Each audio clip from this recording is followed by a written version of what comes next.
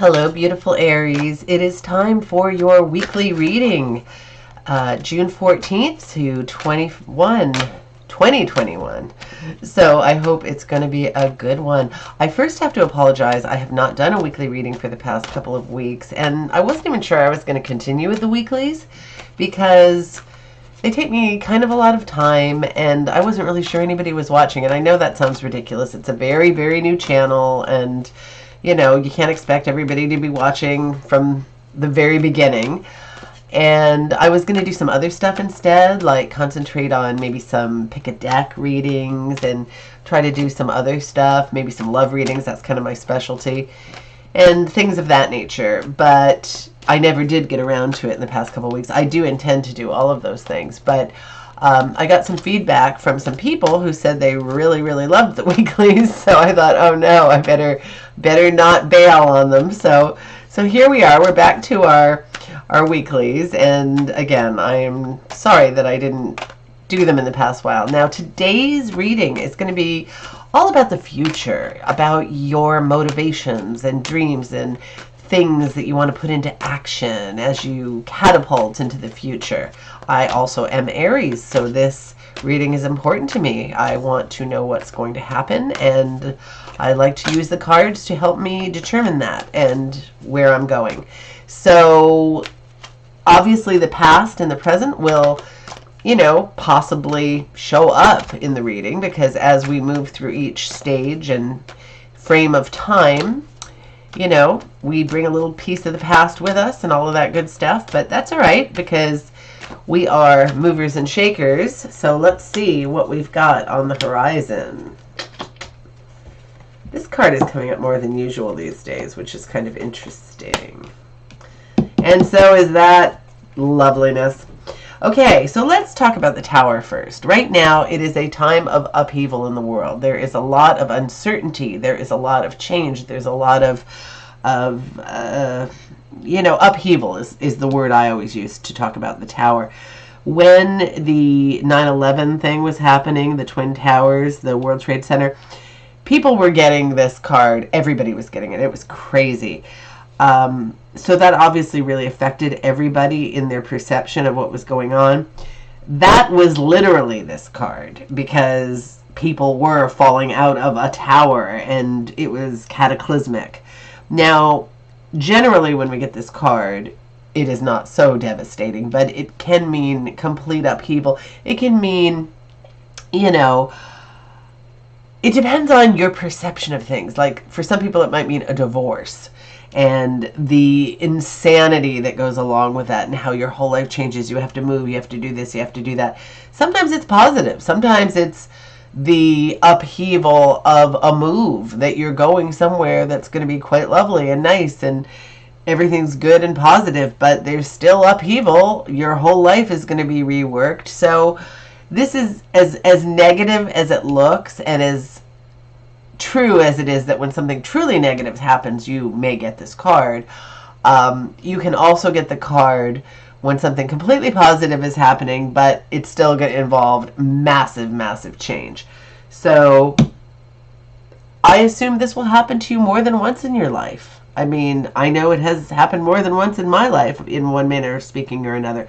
But even when it was something like a major breakup and, you know, disillusion of things that you once thought were good, I will tell you that on the other side of that, there is often salvation. I mean, something so much better than you could have ever gotten from the other thing. So weird as that may be, it is so true. Let's go to this card next. A card of indecision. But in that indecision, there are two choices, and one is usually far better than the other, and you have to figure that out.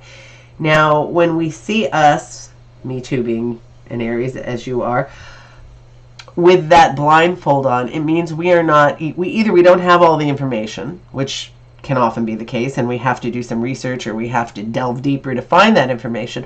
Or it can mean that we ourselves are not looking at all the facts. Maybe we don't really want to know the facts this minute. That is not typically an Aries thing, but once in a while, it's like, oh God, on top of everything else in this life, do I really have to know this right this second? Can I put this off a week? Procrastination for the nation. Sorry, I bit my tongue. Anyway, it's early. Yeah, so there is a decision. And if you're anything like me, there are always rather massive decisions to make. And one is usually going to go very well and the other might not go so well. But you know what? As long as you're making decisions and moving and progressing and doing whatever. So this is about what we're going to do. We're moving into the future. We are moving, okay? Which is always a good thing. So let's look at these wands next, okay?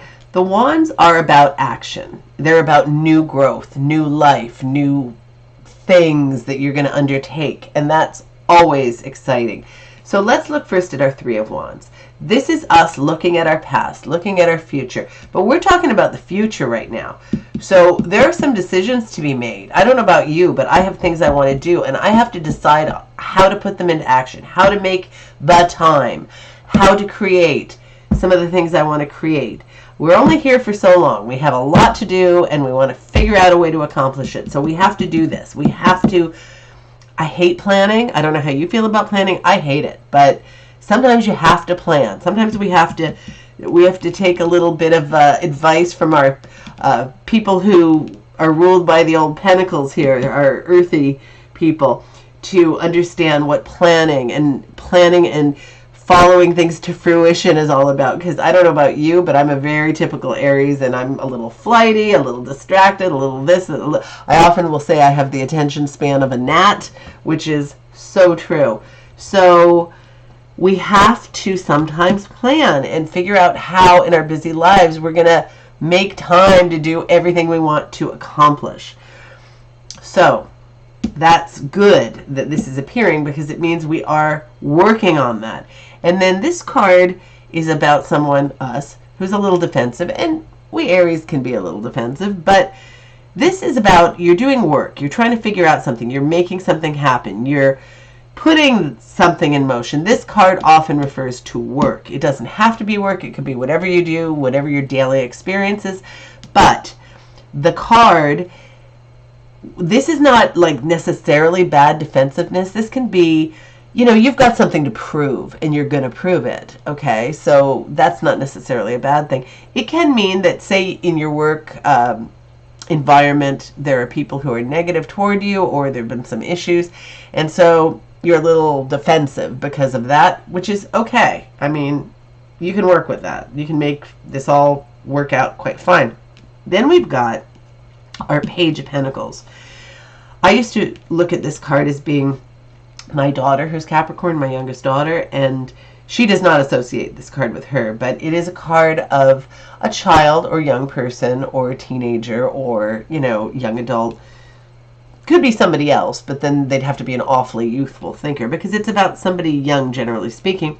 And it's about somebody who learns and is just seeking knowledge about how to invest in things and make things happen, and about health and wealth and, future investment. And they tend to be quite inventive, quite mechanical, typically. They like to take things apart and figure stuff out, put it back together and make things happen and do something new and different with it. They are not like us Aries. They are way more willing to do things to stand the test of time. They have a better attention span. They are more able to handle waiting for things. Yet at the same time, they can be very, very creative and very, very interesting. Okay, so I don't know how you feel about the reading so far. I'm fine with it because my whole life is upheaval. So, I can deal with this nonsense, and the rest is all pretty positive. But the Fool is us, Aries. I mean, it isn't necessarily a card of just Aries or anything like that. But The Fool is all about taking chances and stepping off the cliff and knowing the universe has your back and being one with the world and the universe and knowing that you're part of nature in a great way and you don't have to do everything like everybody else. You can step off the bandwagon and, go your own way and the heck with everything. Life is going to be good. I'm going to make it work. That is us, generally speaking. So I feel pretty good about this reading. But let's pull 3 more cards just for fun. 3 more cards as we move into the future. Let's see what we've got. The Knight of Cups, the Four of Swords, and the Lovers. Yay! So, Lovers, this is great. We're going to have great love, great something, great sensuality. Hopefully you have this beautiful person in your life and you'll move forward into the future with them. And if not, maybe they're coming in. This is a card of introspection. This together is quite powerful. The Four of Swords is all about going within, meditating, figuring yourself out, following your intuition, finding inner wisdom, figuring out what you're going to do next. That is really, really what it's about. What's the next step in my life? So I think, Aries, we have some planning to do. We have some kind of decision making here. I mean, we can't do everything, so maybe that's what the decision is about. Do I want to go in this direction? Do I want to go in that direction?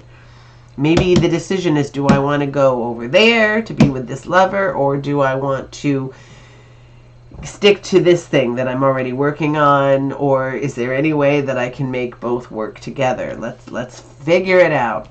And then we've got the Knight of Cups. The Knight of Cups, if a real person, is quite the charmer. Usually a water sign, Pisces, Cancer, or Scorpio. And he can be very, very charming. And he can be quite artistic and draw you in. He's creative. He talks a good game of love. Maybe this is the lover.